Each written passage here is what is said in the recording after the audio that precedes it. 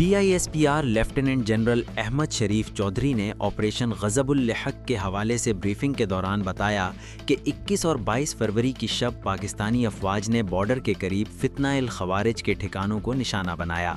अफ़गान तालिबान रजीम ने इसे बुनियाद बनाकर सो कॉल्ड एक्शन किया।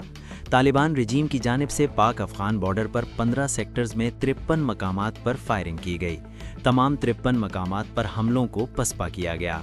उन्होंने कहा कि पाकिस्तान ने ऐसा भरपूर जवाब दिया कि दुनिया ने देखा। तमाम 53 मकामात पर दुश्मन को मुंह तोड़ जवाब दिया गया।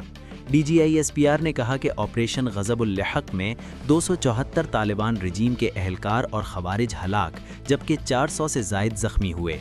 DGISPR ने कहा कि तालिबान रजीम की 74 से ज़ायद पोस्टें मुकम्मल तौर पर तबाह की गईं। तालिबान रजीम की 18 चौकियां पाकिस्तान के कब्ज़े में हैं, जबकि दुश्मन के 150 टैंक, बख्तरबंद गाड़ियां तबाह की जा चुकी हैं। लेफ्टिनेंट जनरल अहमद शरीफ चौधरी के मुताबिक ऑपरेशन में अब तक पाकिस्तानी फ़ौज के 12 सपूत शहीद, जबकि 27 ज़ख्मी हुए। उनका कहना था कि फ़ितना-ए-हिंदुस्तान और फ़ितना-ए-ख़वारिज के 22 ठिकानों को निशाना बनाया गया, जबकि काबुल, पक्तिया और कंधार में अहदाफ को इंतहाई दुरुस्तगी से निशाना बनाया गया। DGISPR के मुताबिक दहशतगर्दों की पनाह गाहें और असलहा डिपो तबाह किए गए।